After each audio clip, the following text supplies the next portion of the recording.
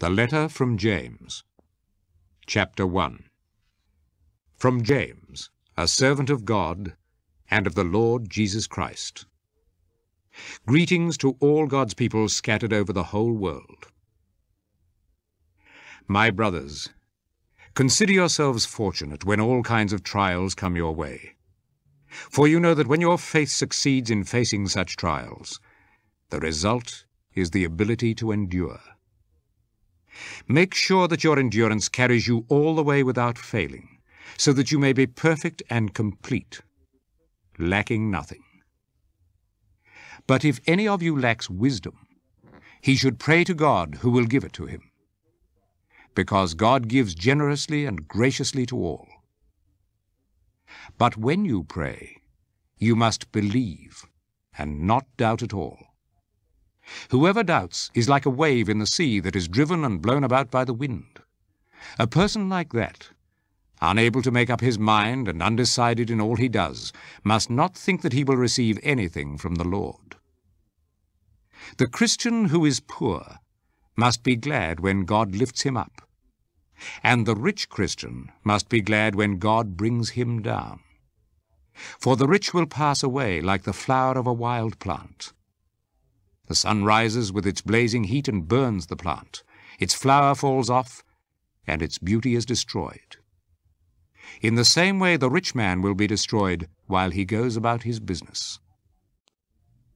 Happy is the person who remains faithful under trials, because when he succeeds in passing such a test, he will receive as his reward the life which God has promised to those who love him. If a person is tempted by such trials, he must not say, "This temptation comes from God." For God cannot be tempted by evil, and he himself tempts no one. But a person is tempted when he is drawn away and trapped by his own evil desire.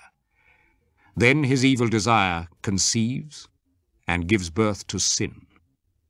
And sin, when it is full grown, gives birth to death. Do not be deceived, my dear brothers. Every good gift and every perfect present comes from heaven. It comes down from God, the Creator of the heavenly lights, who does not change or cause darkness by turning. By his own will he brought us into being through the word of truth, so that we should have first place among all his creatures. Remember this, my dear brothers. Everyone must be quick to listen, but slow to speak, and slow to become angry. Man's anger does not achieve God's righteous purpose. So get rid of every filthy habit and all wicked conduct. Submit to God and accept the word that he plants in your hearts, which is able to save you. Do not deceive yourselves by just listening to his word. Instead, put it into practice. Whoever listens to the word but does not put it into practice is like a man who looks in a mirror and sees himself as he is. He takes a good look at himself and then goes away and at once forgets what he looks like. But whoever looks closely into the perfect law that sets people free, who keeps on paying attention to it, and does not simply listen and then forget it, but puts it into practice, that person will be blessed by God in what he does. Does anyone think he is religious? If he does not control his tongue, his religion is worthless and he deceives himself.